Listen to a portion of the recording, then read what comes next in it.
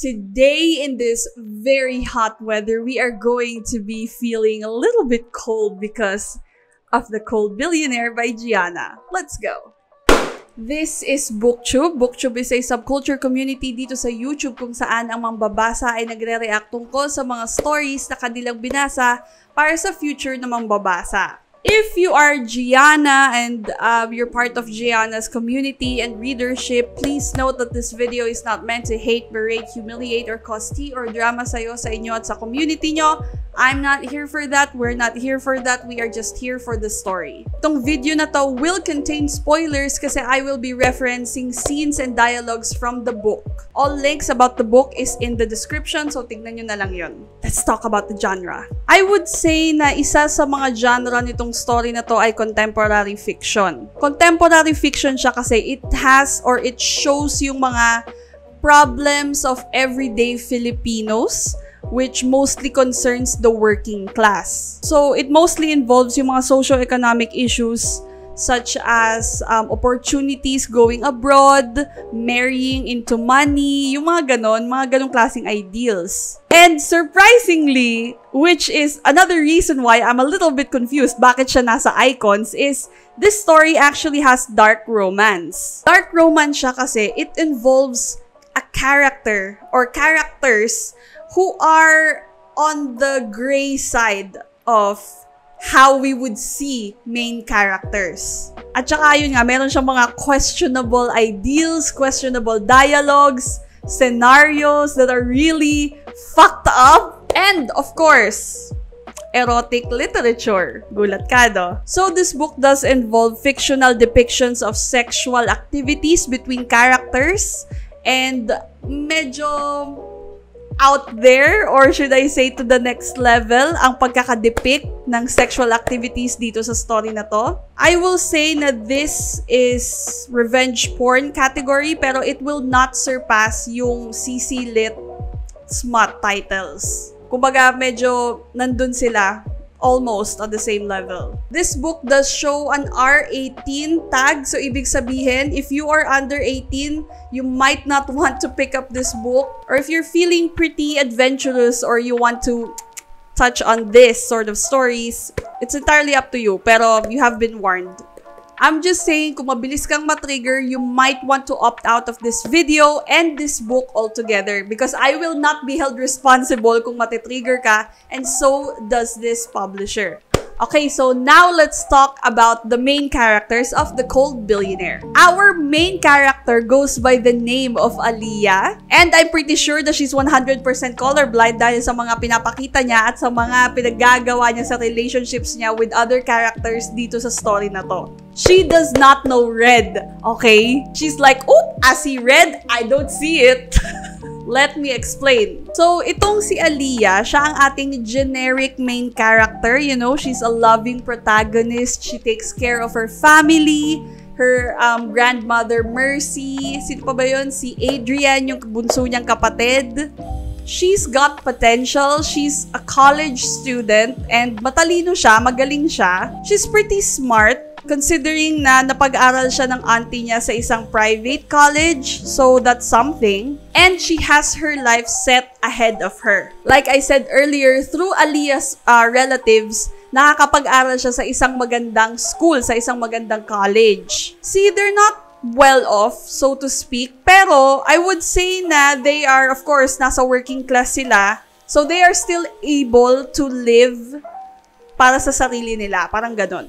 And Aaliyah is single and ready to mingle. At pangarap nitong si Aaliyah magkaroon ng jowa na afa para gusto niya maging Cinderella, modern style, and maiahon yung pamilya niya sa circumstances nila. Which sounds very opportunistic, if you ask me, pero who am I to judge? You know, go get that dime, yeah. You know, I will never judge people for wanting more than what they have kasi when a man wants a sexy virgin vixen, it's alright. Pero when a woman wants a man who is sexy and, you know, just someone who can provide, she's a gold digger. Why is that?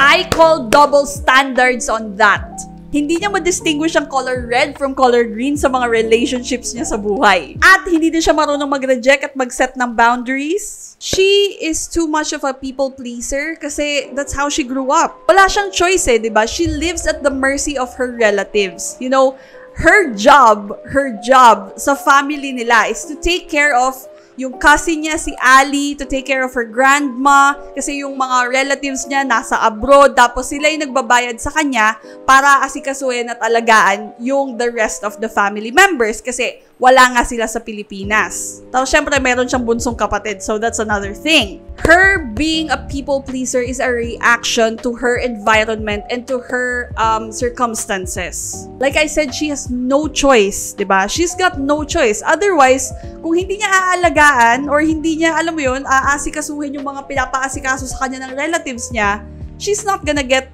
proper education, di ba? Hindi siya mabibigyan ng bahay, hindi siya mabibigyan ng bubong, nasisilungan, ng pagkain, ng education, what else? Opportunities. So, yun.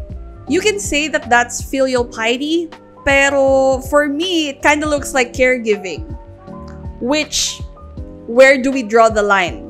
Is it really the younger generation's responsibility to take care of your relatives? I don't know, just something to think about. The way I understood yung brief character nitong auntie niya, she kind of reminds me of a boss. She's like, kung wala kang use, why should I give you benefits? Parang ganon. So, may ganong factors dito sa character nitong si Aaliyah. Pero, of course, you have to think of this. If you take care of other people, there's a question of who takes care of you. And who takes care of Aaliyah comes in the form of Johann. So si Johann, he is a construction worker. Yun mismo kaagad ang introduction sa kanya. 10 out of 10 sa facial features at meron siyang upgraded abs for your nipples. Obviously, he's got that killer smile, killer body, and a killer personality. At syempre, nililigawan niya itong si Aaliyah. So totoo lang, nung una, ayaw ni Aaliyah dito kay Johann because of his job. Hindi pa nga siya formal na nagpapaalam kung manliligaw siya eh. Puro pahangin lang. At isa pa, hindi ko rin magugustuhan dahil wala siyang normal na trabaho. Kapag sinagot ko siya at mapapangasawa pa, ay ano ang ipagmamalaki niya sa akin? Anong ipambubuhay niya sa akin? Ngayon pa lang, sa nakikita ko sa kanya, baka maging miserable lang ang buhay ko. Hindi pwedeng pa extra-extra lang siya at hindi permanente ang pinagkakakitaan. Aanhin ko ang kagwapuhan niya kung kumakalam naman ang sikmura namin. The thing is, justified naman yung pagdadalawang isip ng character nitong si Aaliyah dun sa circumstances nitong si Johann. Kasi if you actually think about it, she is being provided for and yun nga, she's studying at a good school. So, meron siyang other opportunities to meet better partners and to have a better future. Mapapaisip ka dun sa dialogue niyang yun kasi 'di ba parang ano ba yan, namamata ka ba? Parang ganon. Pero if you actually think about it, she does have a point. Syempre, you don't just marry people based on their looks. You marry them as well based on their personalities and what they can provide on the table. Kasi hindi kayo mapapakain ng pag-ibig lang. Sure, it helps if you both love each other, but let's be real. In this economy, hindi ka mabubuhay ng pag-ibig lang. Pero since hindi marunong mag-reject itong si Aaliyah, all she ever does say is, Timang! Ano ka ba? Basta mga ganun lang. So, there is no clear border, there is no clear line of her saying, stop, I'm not interested.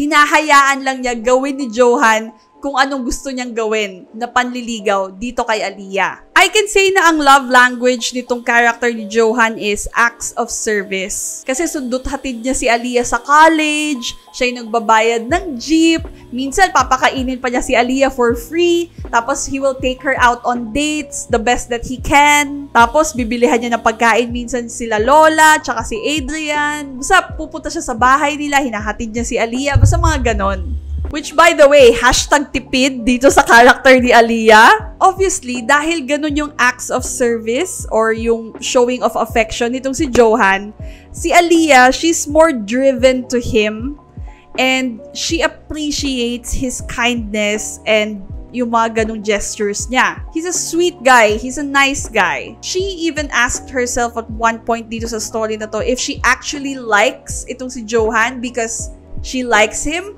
or she likes him because he is treating her nicely. Again, justified question. Just because someone is nice to you does not mean that they're gonna be that sa relationship nyo, sa buong relationship nyo. But you know what they say about nice guys? And nice guys finish last. Dahil dadating na ang character ni Tyler. I mean, say whatever it is you want to say about Tyler's, but from the Tyler that I've read from Josh Gonzalez series, that Tyler's hot. So, Tyler obviously came from money. Nung una silang nagkita nitong character ni Aaliyah, she is in a accident. She's in an accident or a predicament. Pero, ang unang-unang napansin talaga nitong si Ateng nyo ay ang ganda ng car niya, ang ganda ng watch niya, ang ganda ng presentation niya sa sarili niya, at guwapings siya. Basta, iba ang introduction nitong character nitong si Tyler dun sa introduction ng character ni Johann. Johann's character was introduced through his job, a construction worker. Tyler was introduced through the way he looked. Obviously, he is a better partner or option for Aaliyah. Bonus na lang talaga na maganda tong si Aaliyah because immediately, itong si Tyler, he fell head over heels for her. Much to Johann's dismay. Kasi if you think about it, diba, si Tyler, he's everything Aaliyah could ever wish for. A handsome guy, a guy who can provide, a guy who has a job, a guy who has a suitable job, a guy who has initiatives, a guy who is good, kind, blah, blah, blah, blah, blah. Pero, if you actually think about it, take away that money, take away the nice car, the flashy stuff that he's got, the brands that he's wearing, that's also Johann. Ang difference lang talaga is Johann has other circumstances. Pero, of course, this character also has a flaw. And that flaw comes in the form of Ali. Si Ali, I strongly believe ang punot dulo sa lahat ng problema ng mga characters. Basically, problema dito sa story na to. She and Aaliyah are cousins. They used to be close, like really close. And at some point dito sa story na to, sinabi nitong si Aaliyah na they kinda look like twins. Itong si Ali, she could be a Gutierrez because she has guts. She has balls. Also, we do not slut shame characters and people. We don't call them gold diggers because we are better than that. But for this character, I'm more than willing to make an exemption. At saka meron siyang alternate job experience sa pagmimina kasi, my God, lahat ng mga mayayaman na pwede niyang minahin, minimina niya. Kung si Aaliyah ang Sara-Sara prinsesa dito sa story na to, you can bet that Ali is Lavinia. Buti na lang hindi ako santo because I refuse to make up excuses for this fucking character. Okay, so something happened in this story that really altered the life of our main character, si Aaliyah. On top of that, ang daming nawala sa buhay ni Aaliyah. Bahay, opportunities, education, a chance at a better life. It really said, bye-bye, Felicia. It got really bad to the point na it made me felt pity para dito sa character na to. And I was like, you know what? Had you only focused on your education and finishing the task, alam mo yon, yung makagraduate ka ba, everything would have worked out. Pero ganun talaga, maglandi ay hindi biro. So, time skip to several years, a lot has happened at syempre, nagkaroon na ng mga character arcs dito sa story na to. So, before the first time skip, nagkaroon ng drama sa side ni Johann that made him feel beaten and it caused him to change his character from good boy to bad boy to the cold billionaire. At nagkaroon siya ng revenge plot, nagkaroon siya ng revenge arc.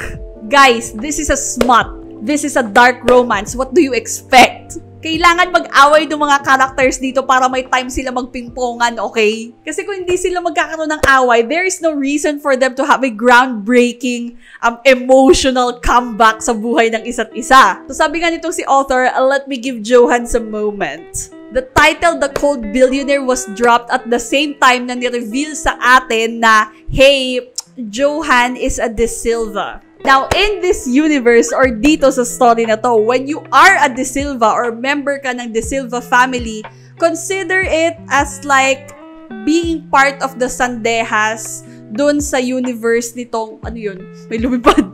Dun sa universe nitong si Heartless Nostalgia. So, hindi siya talaga construction worker. You know, he's just out there. He's trying to help with the family business. Parang ganon. So, he's a sort of nepo baby. I don't know how you feel about that. Pero, come on. Very on brand.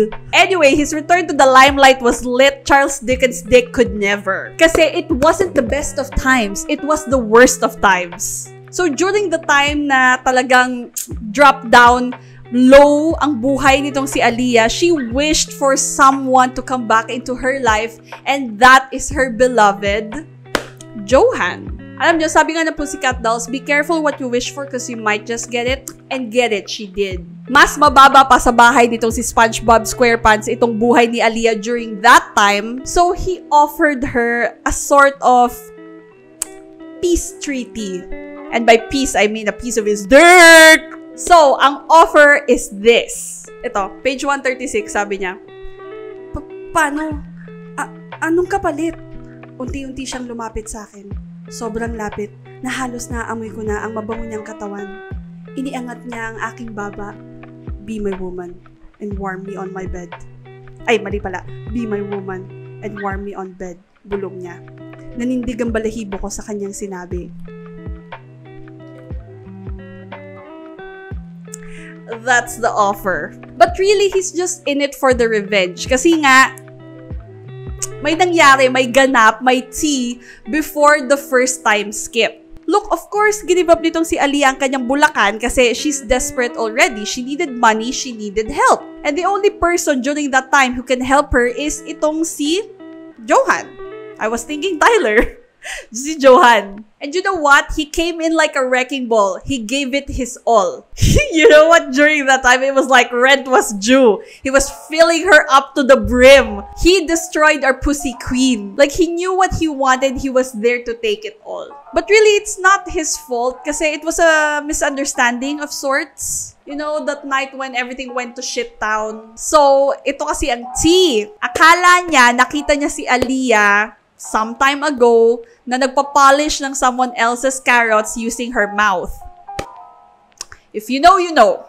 At dahil doon, ginaya niya si Gabriella from High School Musical 2 at sinabi niyang, I gotta find my own way. Look, I understand he got shooked to the core, pero, di ba? Parang, dude, just bust in. Buksan mo yung ilaw. Sabihin mo, hoy, what the hell is this? Or if he's feeling kinky, bakit hindi na lang siya nakisama sa kanila, di ba?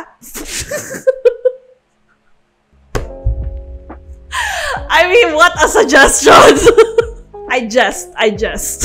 Pero okay na rin, kasi kung ginawa niya yun, hindi tayo magkakaroon ng story, hindi hahaba yung story. Anyway, so dahil dun sa pingpongan session nila, nitong si Aaliyah, dun pa lang actually nagsisimula ang story. Okay, so now let's talk about the themes of the story. Meron dito sa story na to na, of course, morally gray characters. These are the characters who are willing to cross the line or the boundaries between good characters and bad characters.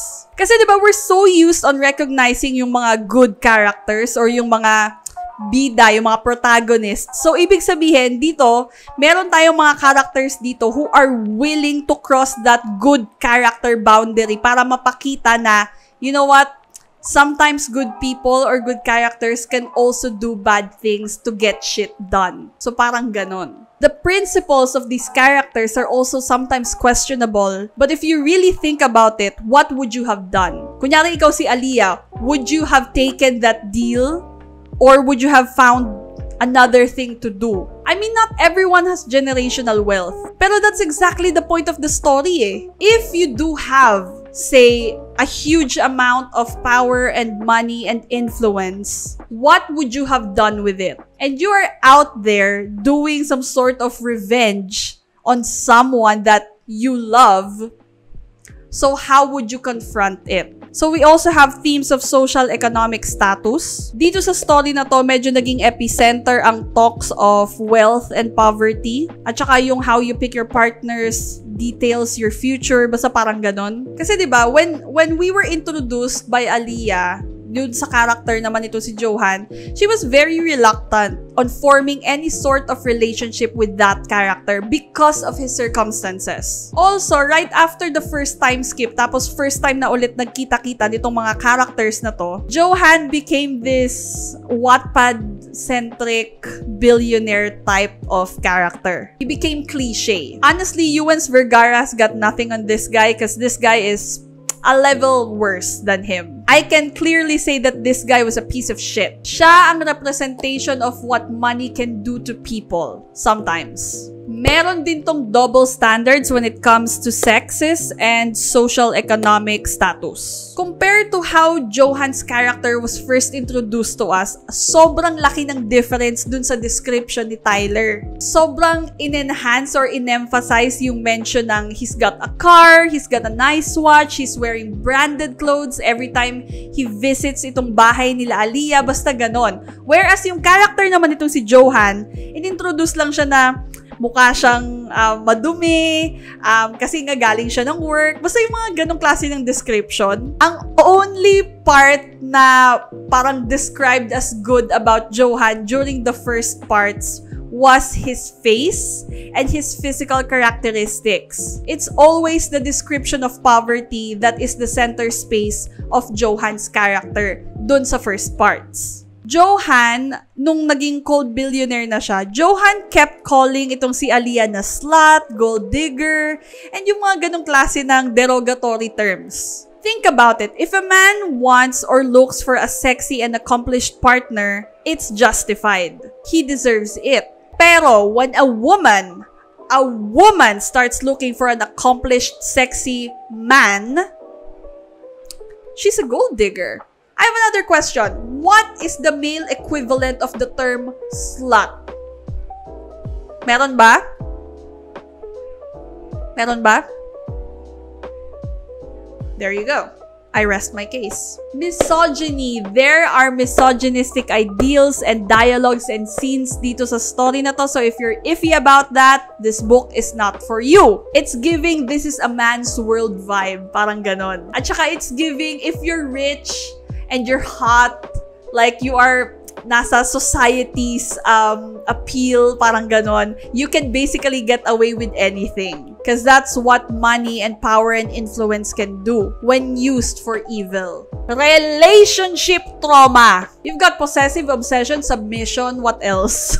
Okay, I refuse to defend yung ibang characters dito sa story na to because they really fucked up. Figuratively and literally. Madami silang character arcs na ganap dito sa story na to. Of course, we also have time skips dito sa story na to. It's quite prevalent. Kidnapping! Once again, we have kidnapping! Wala ba ibang maiisip itong mga writers na to na ginagawa ng mga billionaires other than kidnapping their beloved and whisking them away to some place to make love to them? Wala na ba kayo ibang maisip? Because that's like the bottom of the billionaire's playbook. The billionaire Wattpad's playbook. I mean, hindi siya part ng Wattpad, pero you get my point.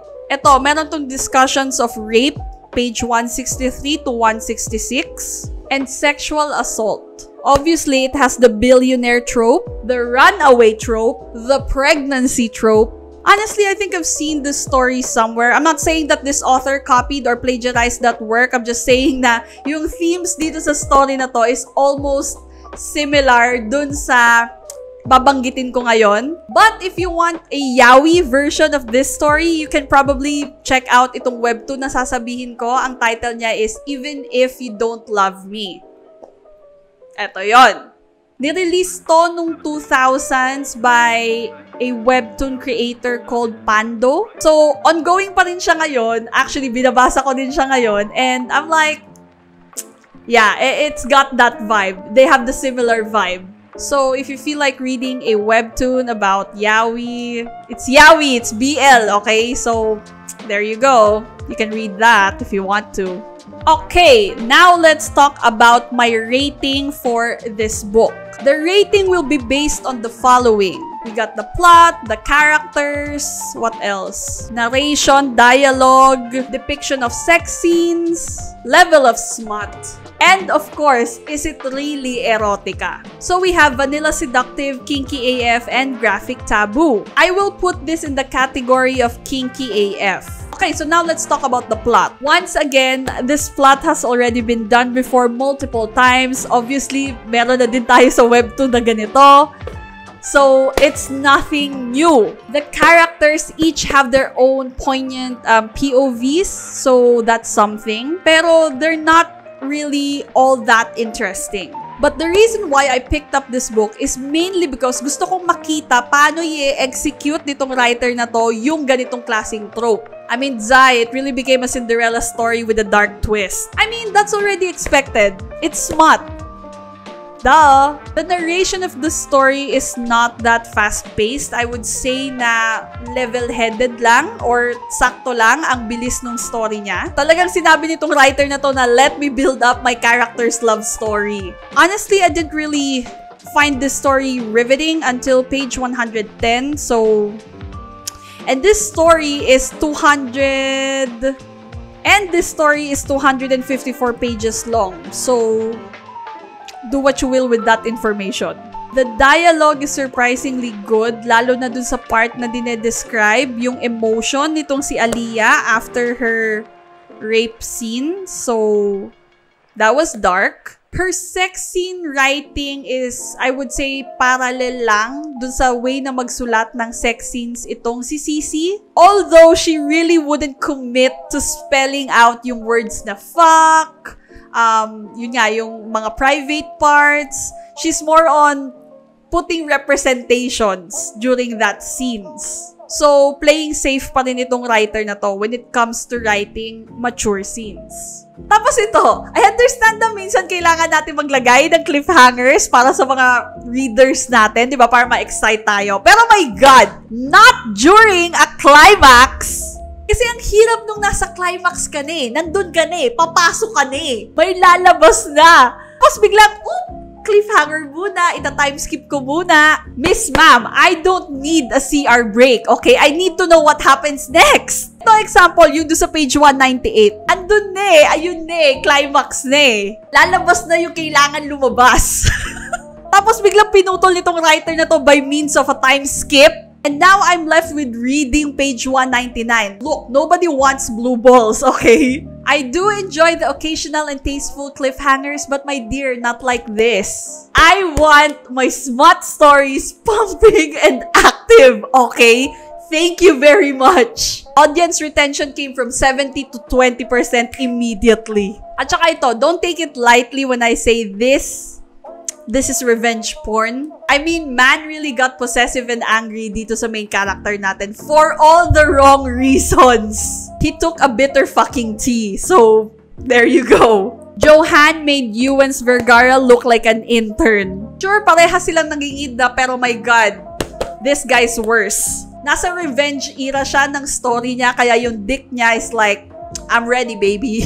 Saka he's got a thing for biting and force fucking, so yeah. Believe at some point parang meron pang fisting? I don't know. Why do I know these things? I've been desensitized reading and approving Wattpad stories, okay? Huwag niyo akong tutularan. I mean, mukha lang normal yung cover niya, but please do not be deceived. This is read for a reason. If you really want to read this book, that's not my problem anymore. I already warned you. This publisher warned you. Oh, so meron na tayong vanilla. Meron na din tayong kinky AF. I'm kind of nervous kung anong klaseng writing style or plot ang mangyayari kung makakapagbasa ko ng graphic taboo dito sa Philippines. I don't know. We'll see. Okay, there you go. That's all you need to know about The Cold Billionaire written by Gianna. Now, all the useful details about dito sa libro na to are now written sa description. You can just look it up. I'll go now, and I'll see you guys on the next video. See ya. Oh, drink your water.